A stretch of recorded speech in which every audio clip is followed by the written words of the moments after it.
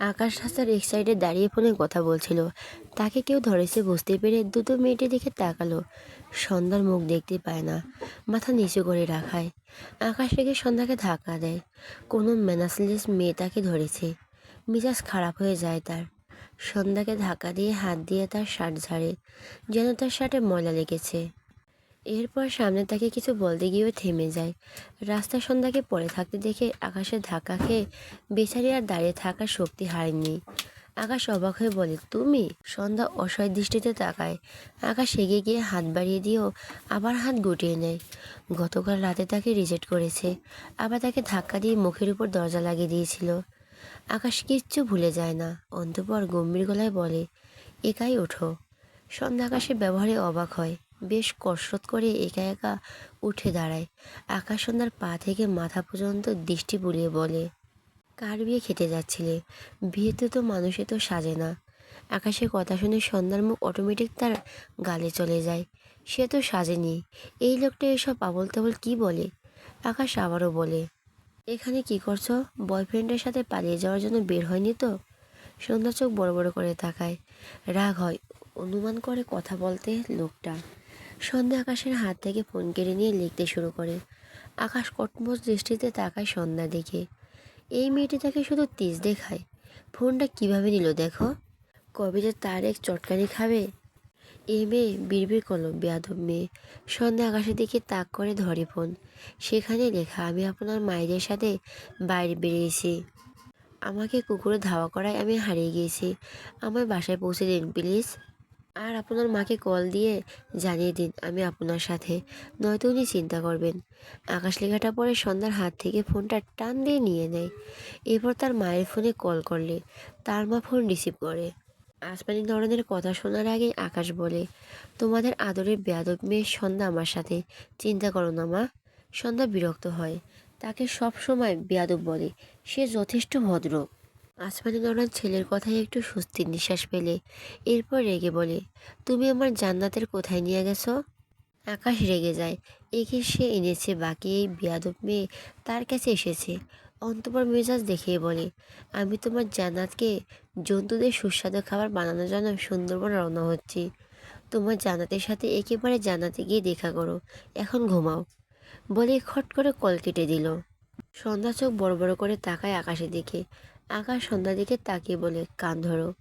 সন্ধ্যা আর কত অবাক হবে। আকাশ ধমকে বলে, কান ধরো ইডিয়েট। সন্ধ্যা ঝাঁকি দিয়ে ওঠে। হিজাবের উপর দুহাত দু কান ধরল। আকাশের মনে মনে হাসে। তার সাথে বেয়াদবি করে কেউ ছাড় পায় না। এই মেয়েও পাবে না। অন্তঃপর গম্ভীর গলায় বলে, উঠবস করো। সন্ধ্যা বিস্ময় চোখে তাকায়।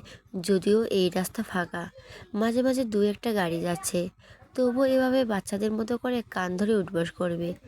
আকাশ সন্ধ্যাকে চোখ দেখে বলে, আমি গেলাম তাহলে, তোমার যেদিকে দু চাক চলে যাও। Happy journey. কথাটা বলে আকাশ উল্টো হলো। সন্ধ্যা দ্রুত আকাশের শার্ট টেনে ধরে।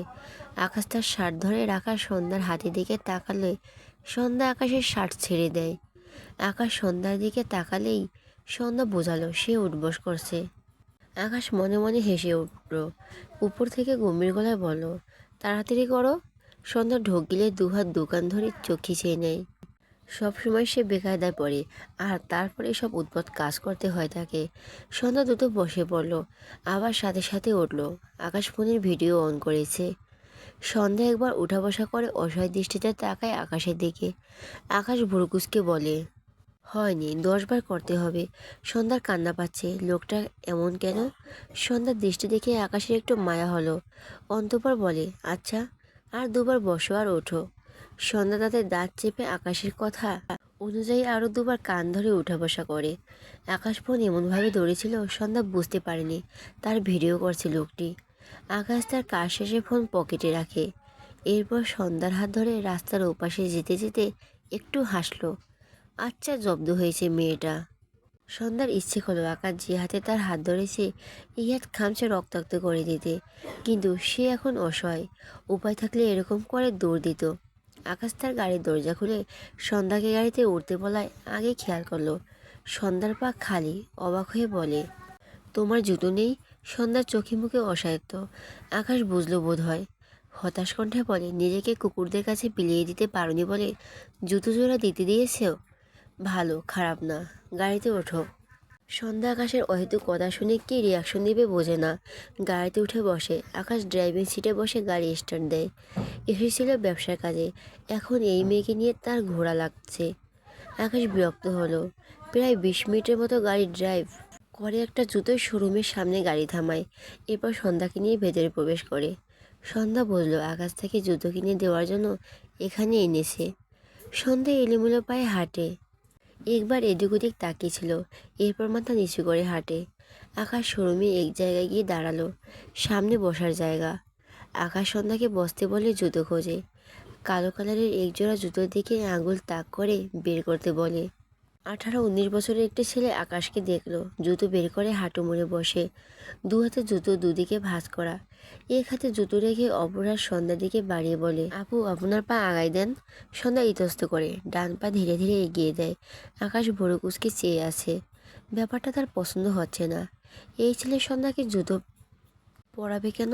অদ্ভুত। সন্ধ্যা পায়ে গিয়ে দেওয়ার আগে আকাশ একটি বসার টুল দু হাতে টেনে নিয়ে বসে। এরপর পা দুটো জুতো সহ উঁচু জায়গাটা রেখে বা হাতে ছেলেটির গাল চেপে ধরে ধমকে বলে, বউ কার? ছেলেটি অবাক হয়। সন্ধ্যা ডান পা উপরে উঠে রেখেছে। আকাশের কথায় অবাক হয় মেয়েটি। ছেলেটি কি বলবে বোঝে না। সে তো জানে না মেয়েটি কার বউ। যেহেতু এই লোকটি সাজিয়ে এসেছে এনারই হবে, সে অনুযায়ী যে ছেলেটি বলে, স্যার আপনারা। কথাটা বলার সাথে সাথে আকাশ ছেলেটির বাম গালে থাপ্পড় মেরে দেয়। অন্তঃপর রেগে বলে, বউ আমার, পায়ে হাত দিছিস তুই? হিসাব তো মিলল না, তাই একটা ডোজ দিলাম। এরপর আকাশ ছেলেটির হাত থেকে জুতো নিয়ে বসা থেকে উঠে দাঁড়ায়। এরপর জুতো জোড়া নিচের ফ্লোরের শব্দ করে রেখে সন্ধ্যার উদ্দেশ্যে বলে, সাইজ চেক করো। সন্ধ্যা বিস্ময় দৃষ্টিতে চেয়ে আছে আকাশের দিকে। ওদিকে ছেলেটি গালে হাত দিয়ে বসে আছে। 8 বছরের এই পেশায় আছে আজকের মতো অভিজ্ঞতা কখনো হয়নি বেচারার। কেমন রিয়াকশন দেওয়া উচিত বুঝতে পারছে না। অনেকেই অবাক হয়ে তাকিয়ে আছে। আকাশ স্বাভাবিক যেন কিছুই হয়নি। হঠাৎ অরুণ আকাশের পাশে দাঁড়িয়ে আকাশের কাঁধে হাত রেখে বলে, বুঝলাম না, বউ মানিস না, কিন্তু সময় মতো গলা ফাটিয়ে ঠিকই বউ বউ করিস। কাহিনী কী রে? আকাশ থতমত খেয়ে তাকায়। এরপর সন্ধ্যার দিকে তাকিয়ে গলা ঝেড়ে বলে, আইনত বউ তো, খেয়াল না রাখলে পুলিশের হেফাজতে থাকতে হবে। অরুণ মাথায় হাত দিয়ে বলে, ও মা, তোকে যে পুলিশ ধরবে ওর বাড়ি কোথায়? ও থাকে কোথায়? আকাশ অরুণের দিকে চেয়ে মৃদুস্বরে বলে, তোর চোখের তলে। অরুণ চোখ বড় বড় করে বলে, আমার চোখই? সেটা কোথায়? আকাশ বিরক্তি কণ্ঠে বলে, হাতলে খুঁজে পাবি। অরুণ অসহায় মুখ করে তাকায়। মনে হচ্ছে তার পেস্টিজ আজ সব পাঞ্চার হয়ে গেছে। আকাশের কথা শুনে সন্ধ্যা মাথা নিচু করে হেসে ফেলে।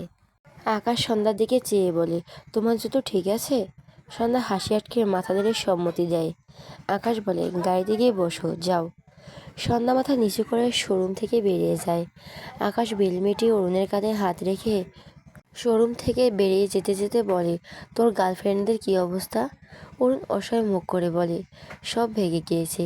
কিভাবে যে কি হলো কিছুই বুঝলাম না ইয়ার। সবাই এর সাথে আমার সাথে দেখা করতে চলে এসেছিল, এরপর চুলোচুলি করেছিল, আমি ভেগে এসেছি। খুব বোরিং টাইম যাচ্ছে আমার। আকাশ মনে মনে হাসলো। পিছনে কাঠি তো সে নেড়েই ছিল।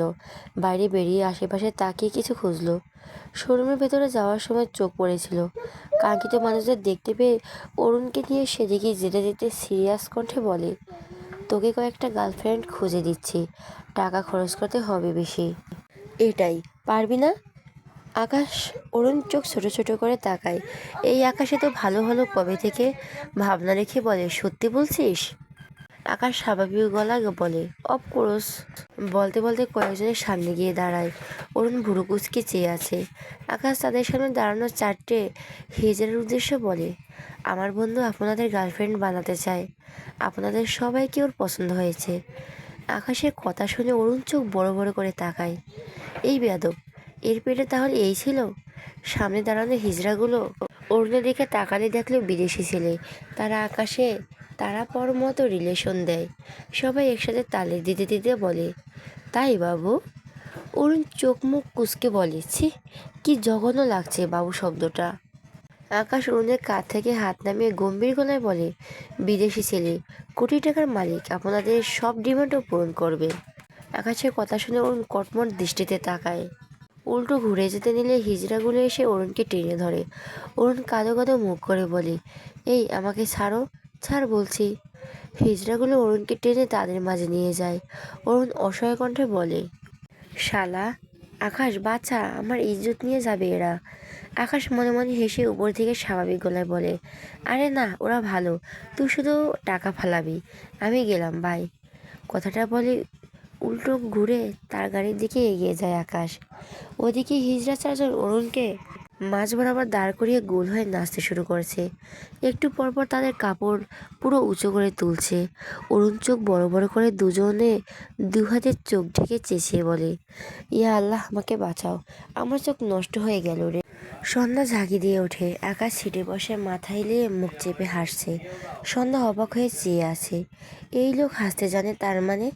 হঠাৎ আকাশ সন্ধ্যার কথা মনে পড়লে নিজেকে সামনে নিয়ে পিছু ফিরে তাকায়। সন্ধ্যার দৃষ্টি দেখে কেমন অপ্রস্তুত হয়ে পড়ে। গলা ঝেড়ে বলে, আমাকে তোমার ড্রাইভার বানানোর শখ জেগেছে। সন্ধ্যা বোকা চোখে তাকায়। অরুণকে দেখে সে পিছনে বসেছে। ওই লোকটা কোথায়? আকাশ সন্ধ্যাকে এখানেও বসে থাকতে দেখে বিরক্ত হয়ে বলে, তাড়াতাড়ি সামনে আসো, নয়তো নেমে যাও গাড়ি থেকে। সন্ধ্যা থতমত মুখে নামে গাড়ি থেকে। আকাশ গাড়ির দরজা খুলে এক পাশে ভেতরে রেখে আরেক পা বাড়ি রেখে বাঁ হাত গড়িয়ে ছাদে রেখে পিছনে তাকায়। মূলত অরুণের অবস্থা দেখতে চাইছে সে। সন্ধ্যা গাড়ির অপর পাশে দাঁড়িয়ে গাড়ির দরজা খুলে বসতে গিয়েও আকাশের দৃষ্টি অনুসরণ করে পিছনে তাকালে তার চোখে মুখে বিস্ময় ভর করে। কতগুলো হিজড়া অরুণকে ঘিরে আছে আর গোল হয়ে কিভাবে কাপড় উঁচু করছে। সন্ধ্যার চোখ মুখ উচকে নেয়। আকাশ সন্ধ্যাকে ওদিকে তাকিয়ে থাকতে দেখে দ্রুত গাড়ির ভেতরে বসে সন্ধ্যার হাত টেনে ঠাস করে সন্ধ্যাকে সিটে বসিয়ে দেয়। রেগে বলে, তুমি তো আসলেই বেয়াদব। ওরা থার্ড জেন্ডার বলে কি ওদের লজ্জা নেই? তুমি তো ওদের সব ইজ্জত মেরে দিলে। সন্ধ্যা চোখ বড় করে তাকায়। অরুণের কথা মনে পড়লে ইশারায় বোঝায়, আপনার বন্ধু বিপদে পড়েছে, তাকে বাঁচান। আকাশ বিরক্তি হলো। সন্ধ্যার দিকে এগিয়ে গিয়ে গাড়ির দরজা ঠাস করে লাগায়। এরপর গাড়ি স্টার্ট দিয়ে বিরক্ত কণ্ঠে বলে, বেশি দরদি হলে তোমাকে ওদের কাছে রেখে যাব। এরপর তোমার কাছে টাকা না পেয়ে জামা কাপড় খুলে নিতে পারে। অরুণকে বাঁচাতে যেতে চাও। সন্ধ্যা কপালে ভাঁজ ফেলে আকাশের দিকে চেয়ে আছে। আকাশ একবার সন্ধ্যার দিকে তাকায়। এরপর গাড়ির স্টিয়ারিং ঘোরাতে ঘোরাতে বলে, মনে হচ্ছে তুমি ওদের জামা কাপড় জিততে চাইছো। ওকে ফাইন, উইদাউট ড্রেস মেয়েদের খারাপ লাগে না। সন্ধ্যা রেগে তাকায় আকাশের দিকে। কি পরিমাণ বেয়াদব হলে এসব কথা বলে দেখ, কি নির্লজ্জ, কি বজ্জাত লোক। আকাশ সন্ধ্যার দৃষ্টি দেখে রেগে বলে, আমার বেয়াদবি? কথাটা বলে হঠাৎই গাড়ি ঘুরিয়ে নেয়। সন্ধ্যা পড়তে পড়তে বেঁচে যায়। অবাক হয়, এই লোক সত্যি সত্যি তাকে ওদের কাছে রেখে আসবে নাকি। মেয়েটি ঢোক গেল, কিন্তু না, আকাশ অন্য একটি পথ নিয়ে এসেছে দেখে সন্ধ্যা স্বস্তির নিঃশ্বাস ফেল। আকাশ একটু হাসলো। আকাশ মেন গেটের সামনে তাকিয়ে কলিং বেল চাপলে আনিকার দরজা খুলে দেয়। আকাশ ভুরু কুঁচকে বলে, তুই এখানে কি করছিস? আনিকা এবার সন্ধ্যার দিকে তাকায়, আরেকবার আকাশের দিকে। এরপর হেসে বলে, লং ড্রাইভে কেমন হলো? আকাশ বিরক্ত হয়ে আনিকাকে পাশ কাটিয়ে ভেতরে চলে যায়। আনিকা সন্ধ্যাকে গালে হাত দিয়ে হেসে বলে, কেমন আছো? সন্ধ্যা মাথা নেড়ে বোঝায়, ভালো। আনিকা সন্ধ্যাকে টেনে ভেতরে নিয়ে যায়। আসমানি নয়নের উদ্দেশ্য বলে, আন্টি, আজকে সবাই চলো না। মানুষ বিয়ের কতদিন আগে যায়, তোমাদের আরেক দিন যেতে বলছি, তাও যাচ্ছ না। আসমানি রওনা মৃদু এসে বলে, কালকে সকাল সকাল যাবো মা, তুমি খাইয়া যাও। আনিকা মন খারাপ করে মাথা নিয়ে সম্মতি দেয়। আসমানি রওনা রান্নাঘরের দিকে যায় রান্না বসাতে। আনিকা সন্ধ্যার হাত ধরে বলে, এসে সন্ধ্যা, তোমাকে সাজানো শেখাই, কালকে কিন্তু অনেক সেজে যাবে, বুঝলে? সন্ধ্যা বিব্রত বোধ করলো। আনিকা আকাশের দিকে তাকিয়ে বলে, এই আকাশ, আমাকে বাড়িতে রেখে আসিস। আকাশ দোতলা থেকে একবার নিচে তাকিয়ে বলে, তোর পা নেই? আনিকা হেসে বলে, না, তোর কোলে উঠে যাব। এরপর সন্ধ্যার দিকে তাকিয়ে বলে, তোমার স্বামীর কোলে অনেক আরাম, বুঝলে? সন্ধ্যা অস্বস্তিতে পড়ে যায়। আকাশ রেকর্ডার চালু করে, যেখানে আনিকার বলা মাত্র রেকর্ড অনবরত বাজছে। আকাশ রেকর্ডটি আনিকার স্বামীর হোয়াটসঅ্যাপে পাঠিয়ে আনিকার দিকে চেয়ে বাঁকা হেসে ভয়েস বলে, রাব্বির ভয়েসটি খুব ইম্পর্টেন্ট, দ্রুত শোনো। আনিকা চোখ বড় বড় করে তাকায়, মাথায় হাত দিয়ে বলে, আরে আরে, আমার সংসারে আগুন লাগাস কেন? তোর বউ তোকে উঠতে বস্তে লাথি দিবে দেখিস। সন্ধ্যা চোখ বড় বড় করে তাকায় আনিকার দিকে। আকাশ একবার সন্ধ্যার দিকে তাকালো, এরপর তার ঘরে চলে যায়। আনিকা অসহায় কণ্ঠে বলে, এই ভয়েস শুনে রাব্বি আমাকে থাপ্পড়েবে। এরপর সন্ধ্যার দিকে তাকিয়ে বলে, তুমি এত ভদ্র কেন সন্ধ্যা? আমি তোমাকে ট্রেনিং দিব, সত্যি সত্যি লাথি দিবা একে? আনিকার কথা বলার ধরনে সন্ধ্যা হেসে ফেলল। প্রায় ঘন্টাখানেক পর খাওয়া দাওয়া শেষে আকাশ আনিকাকে রেখে আসার জন্য বাইরে বেরিয়ে আসে। আনিকা পিছু পিছু আসছে। আকাশ তার গাড়ির কাছে গিয়ে দাঁড়ালো, দেখলো অরুণের ফর্সা মুখ লাল হয়ে আছে। আনিকা আর অরুণের বেহাল অবস্থা দেখে এগিয়ে গিয়ে অরুণের বাহুতে হাত দিয়ে বলে, কিরে তোর এই অবস্থা হলো কি করে? আকাশ অরুণের দিকে চেয়ে বলে, ওকে স্পেশাল ক্লাস করতে দিয়ে এসেছিলাম, এরপর ভরে যাচ্ছি বলে। কেমন লাগলো অরুণ? অরুণ এদিকে এসে আকাশের গালে ঠাস করে থাপ্পড় মেরে রেগে বলে, তুই বন্ধু না শত্রু? আকাশ সাথে সাথে অরুণের একই গালে দুটো থাপ্পড় দিয়ে দাঁত কিরমির কিরমির করে বলে, তোর ক্লাস কম হয়ে গেল নাকি? মারছিস কেন? আনিকা অরুণাকে টেনে পিছিয়ে নিয়ে বলে, আরে কি হয়েছে তোদের? অরুণ ছ্যাদ করে ওঠে। আনিকা হাত ঝাড়া মেরে বলে, তুই এমন চিপকাস কেন? সর সর। আনিকা অবাক হয়ে বলে, বাতাসবাবুর বাতাস লাগলো নাকি তোর? আকাশ অরুণের দিকে চেয়ে বাঁকা হেসে বলে, লেগেছে?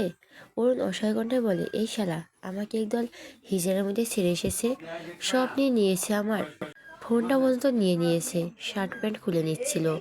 বহু কষ্টে পালিয়ে এলাম, 1 টাকা নেই, হেঁটে হেঁটে এসেছি, ইস জীবনটাই শেষ। অরুণের কথা শুনে আনিকার চোখ বড় বড় করে তাকালো আকাশের দিকে। আকাশ তার গাড়ির ডিকিতে উঠে বসে, ডান পা গাড়ির উপর তুলে ডান হাতের পায়ের উপর রেখে বলে, নাম্বার নিয়ে আসা লাগতো ওদের, তোর প্যান্ট শার্ট খুলে না নিয়ে ছেড়ে দিল। এটা তো স্পেশাল ক্লাসই হলো না। অরুণ ধুমধাম পা ফেলে বাড়ির দিকে যেতে যেতে বলে, কালকে বিদেশে চলে যাব আমি, এরকম শত্রুর বাড়ি থাকার কোনো ইচ্ছেই নেই আমার। আনিকা বহু কষ্টে এতক্ষণ হাসি চেপে রেখেছিল। অরুণ যেতেই হু হু করে হেসে দেয়। হাসতে হাসতে রাস্তায় বসে পড়েছে। অনেক কষ্টে হাসি থামিয়ে বলে, তাই বলে হিজড়াদের কাছে ছেড়ে দিলি? আল্লাহ। অরুণ এগিয়ে এসে চেঁচিয়ে বলে, তুইও মজা নিচ্ছিস? অরুণের কণ্ঠ পেয়ে আনিকা থতমত খেয়ে তাকায়। হাসি আটকাতে চাইলো কিন্তু পারল না। হাসতে হাসতে বলে, দোস্ত আজকে লাস্ট হাসি, আর হাসবো না। অরুণ চেঁচিয়ে বলে, তোদের মতো হারামিদের দেশে আছে, সেই দেশ আর একদিনও নেই আমি। আকাশ পকেট থেকে ফোন বের করে বলে, টিকিট বুক কর, ফোন তো গার্লফ্রেন্ডদের দিয়ে এলে। আনিকা হাসতে হাসতে বলে, এই আকাশ থাম, করুণবাবু তুই কাঁদিস না, তোর জন্য আমি একটা বইয়ের ব্যবস্থা করব, গার্লফ্রেন্ডের জন্য আজ ভিখারি হয়ে ঘোলা লাগবে না। অরুণ ইনোসেন্ট ফেস বানিয়ে বলে, কালকে বিয়েতে একটা মেয়ে পটিয়ে দিস, তাহলে থেকে যাব। অরুণের কথায় আনিকা আরেক দফা হাসলো। সৌম্য উদাম শরীরে রাস্তার ধারে বসে আছে, পরনে একটা সাদা লুঙ্গি। চারপাশ থেকে ঝিঝি পোকার ডাক ভেসে আসছে। আমাবস্যার রাত, সৌম্যর দৃষ্টি দূর অজানায়। মিটমিট বাতাস এসে গা ছুঁয়ে দেয়। সৌম্য অনুভব করলো তার ঠান্ডা লাগছে। সৌম্য বুঝলো তার গায়ে জ্বর, কিন্তু সে উঠল না এখান থেকে। সারাদিন রোদের মাঝে দাঁড়িয়ে থাকা হয়তো তাপমাত্রা বেড়েছে। সৌম্য দীর্ঘশ্বাস পেলে বাঁ হাতে মাটিতে ঠেকানো ভার্সিটির একদিনের স্মৃতির চোখে ভাসলো। এরা দৌড়ে এসে সৌম্যর দুহাত ধরে বলে, দোস্ত কাচ্চি বিরিয়ানি খেতে যাবি আয়। সৌম্যর চোখ ছোট ছোট করে বলে, কেন? ইরা হেসে বলে, বিয়ে হয়ে গেছে সেই খুশিতে। সৌম্য রেগে বলে, তো সমস্যা কি? আন্টি আমাকে গতকাল অনেক বুঝিয়েছে, তোকে যেন বোঝাই, আর ফলাফল বিয়ে ভেঙে আমাকে কাচ্চি খাওয়াতে এসেছিস। তুই খা যা, তুই বিয়ে ভাঙিস, আমি আন্টির কাছে কলার হয়ে বসে আছি। ইরা মন খারাপ করে বলে, আরে আম্মুর কথা পাত্তা দিস না, আমি আর একটু বড় হয়নি, তারপর বিয়ে করব। সে বড় কবে হবি? তোর বয়স 23 পেরিয়ে। ইরা ইরা সমর হাত ধরে টেনে নিয়ে যেতে যেতে বলে, আমার বিয়ে নিয়ে তো না ভেবে তুই তাড়াতাড়ি চাকরি পড়া শুরু কর। সর্ব দীর্ঘশ্বাস ফেলে বলে, বনুর অনেক জ্বর এসেছে। ইরা মন খারাপ করে বলে, গ্রামে যাবি? হুম। খেয়ে যা।